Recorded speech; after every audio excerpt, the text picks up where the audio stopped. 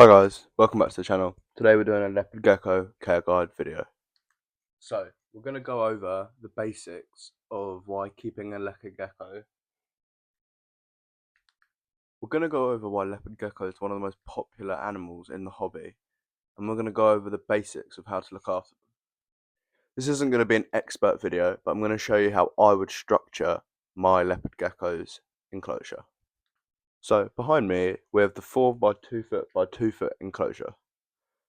I believe that's 120 gallons. This is the basic enclosure size for a leopard gecko. You can go smaller, and most breeders and basic keepers do. However, this is the recommended size by almost any organisation in the world. Personally, if you could even go larger. They will utilise the space. I promise you now. You might be wondering, why a leopard gecko? Well, I'll just run you through the basics. This is my leopard gecko, Blaze. He or she is about 7 months old. Now, leopard geckos, as you can see, are extremely docile. They're friendly once they're confident. This one's never been shy. Very beautiful.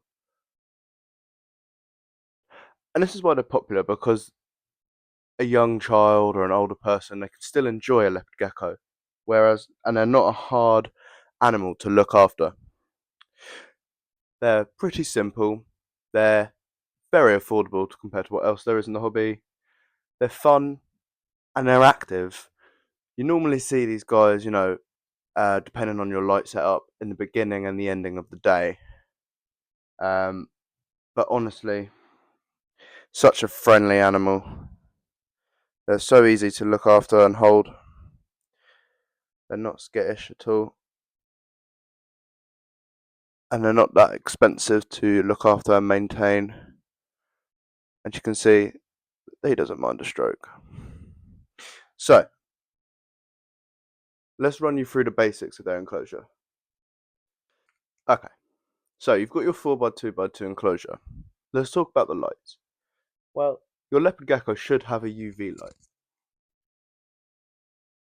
They don't have to be necessarily a high concentration. Most companies sell a leopard gecko or a terrestrial UV pack, which works specifically for these animals. And you will also need a basking spotlight. I keep my basking spotlight on one side. The light ideally should be in the center so that it has an even spread of UV. However, the light should be directed onto one side so that your gecko can distance itself between hot and cold. In the daytime, I like to keep my hot temperatures between 30 and 32 degrees.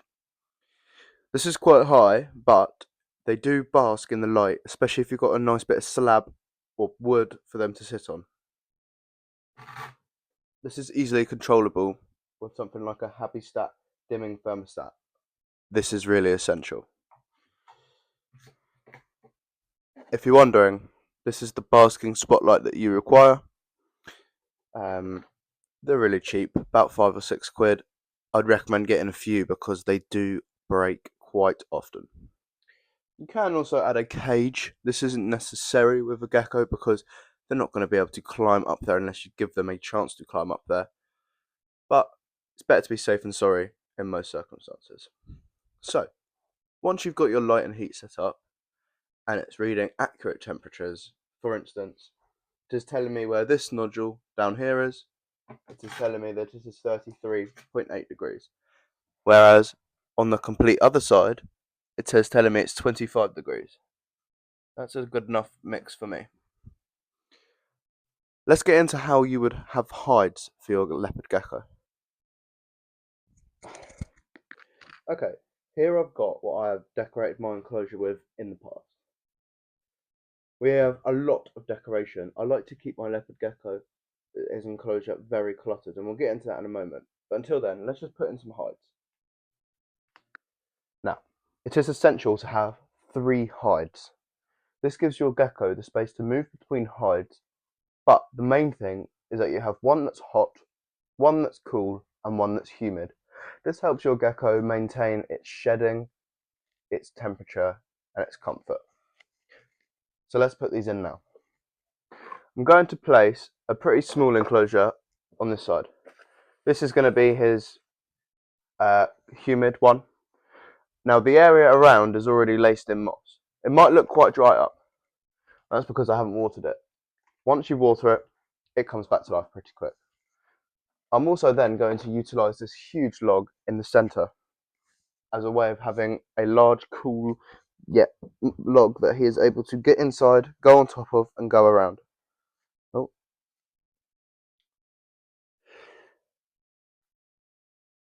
I'm also then going to plop in his hot hide. So let's just move the glass that way. Right, there is his hot hide.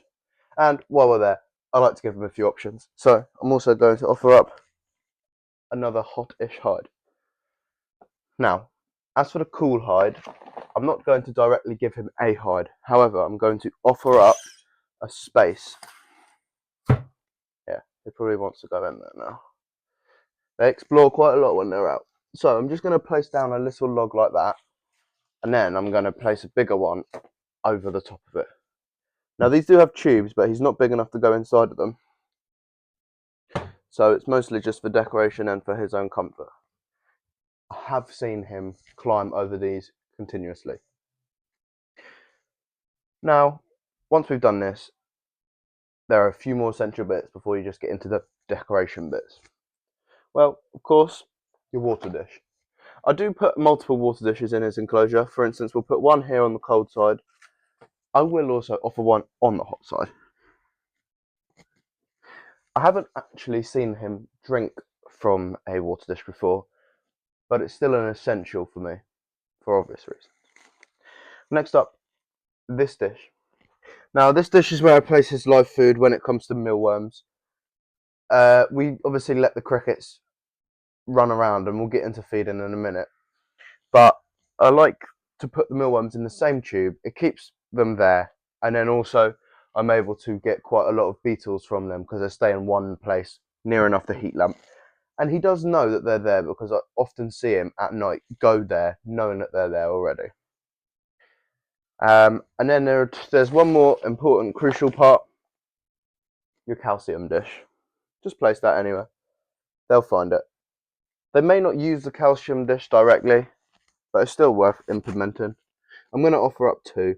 I'll have to fill that other one in a minute. Okay, let's just get into the final bits of decorating, shall we? I do like to decorate because I feel like it makes the enclosure look much more homely. So I'm going to plop in these bits of fake plants that we got from the spider shop. Now I'm also going to add in a bunch of these fake plants that we got from Portsmouth Tarantulas. Actually, before we do that, I'm just going to put moss at the base of here because what I like to do is I like to overfill my water dishes because the setup is bioactive. We like to have springtails and isopods in there, and these water dishes we overflow a lot because we find that it keeps their populations quite stable and it helps maintain the moisture, the general moisture. Okay, let's continue and add our plants. Now, this side of the enclosure is looking a bit bare. We have our leopard gecko who's just exploring about now thinking, what's going on? Now, I haven't just changed this enclosure to show you guys what we're doing. I've changed this enclosure to show you or to give the idea that it is a good thing to often change around your enclosure. I'd say every few months or every 6 months. It's nice to have a nice spot clean where you can remove all of the feces you weren't able to see before, as well as change up because it gives them that little bit of enrichment. It gives them some enrichment. So I'm just going to decorate this enclosure ever so slightly. Now, there is a cork bark there, but I like to put cork here because then they're able to bask on top of it. I have two live plants in here. One does a lot better. This succulent here does a lot better than this one. However, it's coming back. Okay, let's put in our little decorations. So we have plenty of these fake succulent plants that we're just going to push around the place. They add a lot to the enclosure. think it makes it look a lot more natural. They blend in nicely with our real plants and just gives a nice general vibe, I would say. We also have a lot of these fake, well, these are real, these are dried nuts, some sort of nut. So we're just going to plaster these around a bit, I think. We'll put some more on this side, maybe up on those. I quite like the look of that. Let's have a look. Just around and about, really. Now, why is it a good idea to keep your enclosure quite cluttered, you might be thinking? You know, isn't this too much? He's not able to move around. Well, one, yes, he is able to move around well. And two, the reason that I do it is that I believe this is much more natural. Your gecko will be out and about so much more. If you have an enclosure like this where they feel comfortable to move around, they will move around. Now I'm adding in these dried mushrooms. These are nice little decorations. I like to put them there. It gives a little bit of darkness and shade from the light. I think they look lovely. Let's put one back there. Now, I do see him climb around on the logs quite a lot, in all honesty, which is lovely. So, I've just got 2 more fake plants to add in. Let's put them out in the back. So I've left his basking spot plainish, and that's just so he's able to use it. And this is how I've set up his enclosure. As you can see, cluttered and dark on that side, and he will poop on this side where it's wetter, and they'll always be in the same corner, which is easy for me to clean up, hence why I make it a little bit more bioactive there as well. And then he explores around here. Not sure where he's went into one of his holes, but we'll talk about feeding now, shall we? So just before we talk about feeding, actually, I've decided I'm going to show you about misting. Now, I always use these little spray bottles, and to be honest, they don't cut it. I'd really recommend something like this. I got this from Coop's Reptiles. And it's really good because you can choose between modes where you spray as a jet or where you spray as a mist. Now, I don't have a routine to how I spray down the enclosure, to be honest. I make sure his water dishes are frequently at least 3/4 full. I also like to wet the moss when it looks slightly dry. And I also like to wet this big main log in the middle just to keep that cool vibe. And I'll do that.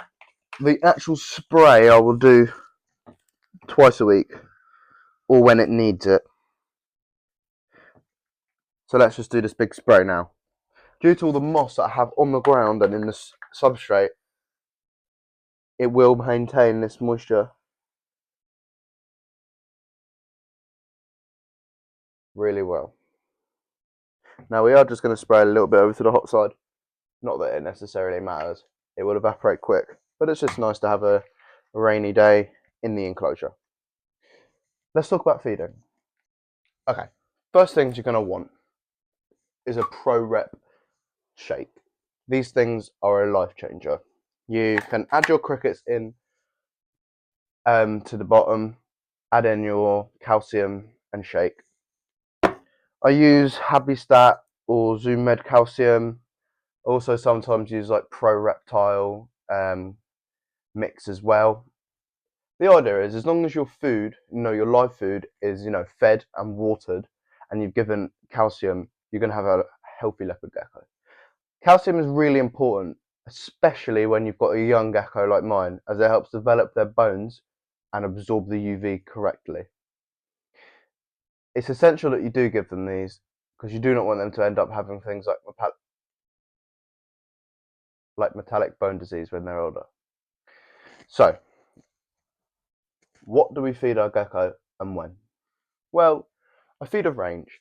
I like to have my mealworms, which I don't dust, in there at all times. At least enough that they can go and eat. There are a lot of charts online which are helpful, where they can show you how beneficial the live food can be. For instance, mealworms will be at the bottom, whereas they're very fatty and not nutritious, followed by things like the Morio worm or the superworm, with crickets and locusts being at the top, after dubia roaches, who are the best. Dubia roaches are awesome because you can create a colony. However, I don't do that necessarily because at the size my gecko is at, it's not needed. You basically want the food to be smaller or no bigger than their head, but ideally between their two eyes size. So realistically, it will be medium to large crickets and locust.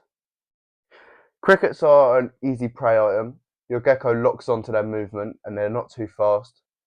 I find crickets to run around a bit, whereas locusts are a bit easier. And the way that I do that is I dust them, and he normally knows. He comes out of his hide, which he's normally in on the hot side, pokes his head out, and I will just chuck them in. And the reason I do that is because I don't want to have him living off of me on tongs. I want him to have a bit of freedom, and I do at night time see him hunting down the crickets across the enclosure. I would feed my gecko 2 to 3 times a week, depending on how much is fed. I'd say as long as your mealworm dish is decently full and you fed, say, 3 to 5 crickets, you could lay off for a couple of days. The idea is that you could easily compare with pictures online if your gecko is obese or skinny based off the size of their tail. The larger, the more healthy they are. You don't want your gecko to have a really big tail. You want their tail to be roughly the same size as the end of their back. I recommend 2 to 3 times a week on small amounts of food, say 2 to 3. If you gave 2 to 3 times a week, if you gave 4 to 5 twice a week, and obviously split that between the 2 days. I'd really recommend, again, for enrichment, just switching the food sometimes. Sometimes I do locusts, sometimes I do crickets, sometimes I do the beetles that the mealworms grow into. They're a fun little snack. And it's all just about having a range, just like having a ranged enclosure. So guys, let me know what you think down in the comments. Is this a nice little setup that we've made? What do you think of today's video? If you enjoyed, please like and subscribe. Comment ideas for future videos. Thank you very much for watching. Peace out.